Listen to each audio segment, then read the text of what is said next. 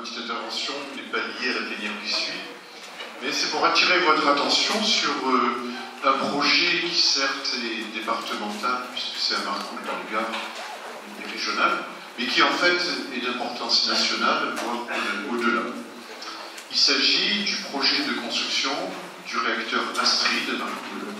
Et ce réacteur s'inscrit dans la suite de Phénix et Super Phénix. Vous avez vu ça quand je parlais de Malville. Phénix qui a été le plus souvent en panne. Super Phénix qui a donné lieu à un fiasco. Il s'agit pour le CEA de relancer la filière plutonium sur laquelle le CEA s'arc-boute depuis une cinquantaine d'années et qui a coûté des sommes considérables. Alors, pourquoi il faut vraiment s'inquiéter de ce projet dont personne ne parle? Ça n'apparaît pas vraiment dans les médias, même la population locale n'est pas bien au courant. Quelques petites associations commencent un travail, Vigilance citoyenne dans la vallée du Rhône, le collectif antinucléaire à Nîmes, mais on n'a pas encore touché le grand public. Et surtout, c'est à l'échelon national qu'il faut agir pour empêcher que ça continue. Pourquoi? Parce que le plutonium, parce que cette filière est basée sur l'utilisation du plutonium comme ce qu'on appelle combustible, c'est-à-dire un matériau fissile. Et le plutonium est la pire saloperie que l'industrie humaine ait jamais générée. C'est un radiotoxique très dangereux, émetteur alpha. C'est un poison chimique excessivement violent, un peu comme le polonium que la Russie utilise quand elle veut éliminer quelqu'un de gênant. Ce plutonium, sa période est telle qu'il faut à peu près 250 000 à 300 000 ans pour qu'il disparaisse naturellement. Il n'existe plus à l'état naturel pratiquement, mais voilà, celui qu'on génère et qu'on extrait à la Hague. Le sodium lui-même s'enflamme au contact de l'air, il explose au contact de l'eau. C'est donc des matériaux très difficiles à gérer. Cette filière peut conduire à des réacteurs qui sont autrement plus dangereux encore que les réacteurs dont on craint la catastrophe après Tchernobyl et Fukushima. Et cette filière, le CEA y tient parce que c'est la possibilité de justifier le retraitement à la Hague, de justifier les stocks de plutonium qui s'accumulent et d'assurer une certaine autonomie, un certain nucléaire, entre guillemets, durable. Et ce plutonium extrait à la Hague, il faut aussi le transporter jusqu'à Marcoule pour élaborer le MOX, combustible qui contient déjà un petit peu de plutonium. Et on commence à disperser déjà du plutonium partout. Il y en a dans les Bouches-du-Rhône, à Fukushima. Le troisième réacteur numéro 3 avait été chargé en MOX français. Et voilà, les Japonais sont contents maintenant de bénéficier des bienfaits de notre plutonium. Alors, c'est par une immense arnaque que le CEA a pu imposer cette idée-là. Parce que les déboires ont été tellement grands sur cette filière jusqu'à présent, pratiquement il n'y a que la Russie qui s'y intéresse réellement, eh bien, que le CEA n'a pas osé dire on va construire le réacteur de 4e génération, filière qu'on appelle réacteur à neutrons rapides, surgénérateur, puisqu'on génère du plutonium en même temps qu'on en consomme. Donc, à cause des déboires de Phénix et Super Phénix, mais par contre, ils ont trouvé un biais, auquel d'ailleurs les énarques et les politiques ont consenti volontiers, qui était la loi Bataille sur les déchets.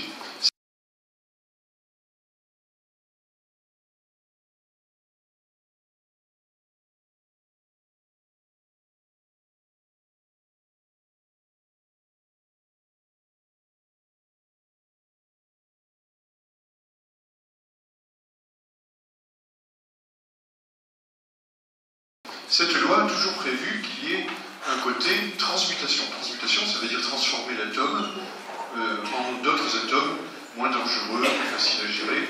Ils vont s'éliminer en un certain nombre de siècles ou millénaires, au lieu de s'éliminer en centaines de milliers d'années. Et donc, l'objectif officiel de ce réacteur Astrid est de bombarder des atomes dits actinides. Ça c'est pour ceux qui s'intéressent au côté scientifique, mais ce n'est pas nécessaire. Disons les atomes les plus radioactifs et à longue vie, dont on ne sait pas quoi faire dans les déchets radioactifs de centrales actuelles. Or, les scientifiques savent, et un rapport au Sénat d'une douzaine d'années montre, que cette méthode est très peu efficace. Ça peut être l'objet d'études scientifiques, très bien, mais de là à développer une technologie commercialement rentable pour éliminer donc ces déchets radioactifs d'extrême dangerosité, c'est un leurre, c'est une arnaque, ça permet au CEA de relancer la filière butanée. Alors, où en est ce projet? Dans le cadre de l'emprunt national Sarkozy-Rocard, ont été attribués 650 millions d'euros pour étudier ce projet et en préparer la construction. D'après les textes initiaux, c'est en 2012 que l'État français devait donner son feu vert pour la poursuite de l'étude et pour préparer le début de la construction. À notre connaissance, nous n'avons aucune nouvelle d'un tel accord.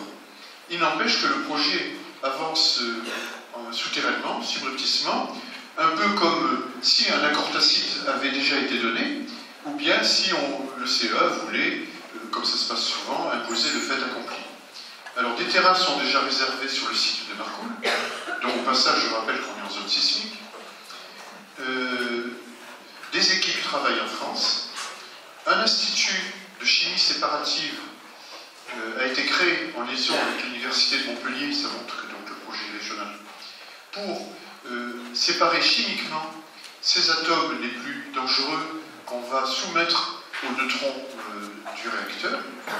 Et d'ailleurs, dans les textes fondateurs de cet institut, il est dit très clairement, c'est pour participer à l'élaboration de nucléaire durable.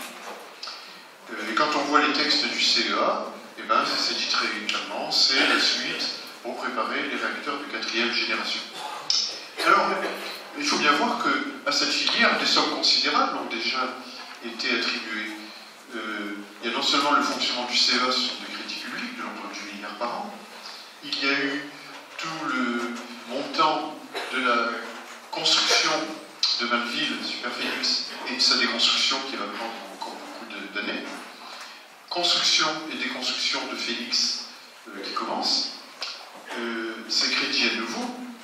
On peut bien se dire qu'avec tout ça, toutes ces sommes, depuis une cinquantaine d'années, pourraient servir à développer les énergies renouvelables, les économies d'énergie, la maîtrise de l'énergie, la recherche pour stocker cette énergie renouvelable qui est de fonctionnement plus aléatoire qu'une centrale thermique, et comme le font d'ailleurs nos pays voisins. Également pour développer ce que, dans une tribune récente d'experts d'attaque, on appelait des alternatives concrètes déjà expérimentées localement. Il faut bien voir que dans ces budgets-là, dans l'attribution de ces budgets dans le cadre d'une politique que nous contestons, eh bien, on enferme la France dans une technologie qui est archaïque, qui est lourde, qui est excessivement dangereuse. On s'attend plus ou moins à une catastrophe en France après Tchernobyl et Fukushima, à quel tour maintenant. Et donc, contrairement aux pays voisins qui développent des emplois non délocalisables, eh bien nous, on reste enfermés comme un peu dans la politique du Concorde. On nous enferme dans cette technologie, alors qu'un récent rapport de Michael Schneider, qui est un économiste et un expert international, montre qu'au niveau de la planète, le nucléaire recule. Le pic de la production d'électricité nucléaire a été passé il y a un petit nombre d'années, et maintenant elle redescend. Pas mal de pays renoncent ou retardent des projets de construction en attendant d'en savoir plus sur comment ça évolue au Japon, et puis parce que le prix de l'énergie des renouvelables baisse et finalement le nucléaire devient de moins en moins compétitif. Et il apparaît que si on fait le bilan de toute l'énergie qui a été électrique, qui a été produite depuis 2000, on s'aperçoit que les énergies renouvelables solaires et éoliennes ajoutées sont 11 fois plus grandes que l'électricité nucléaire fournie. Ça, c'est au niveau de la planète. Je ne parle pas de la France, évidemment, puisque nous en sommes au Concorde. Donc, 11 fois plus grand, actuellement, les renouvelables. Et si actuellement la France est amenée à mettre au soleil des fois des centrales, c'est parce qu'elles trouvent à acheter moins cher de l'électricité venue d'Allemagne ou d'Espagne.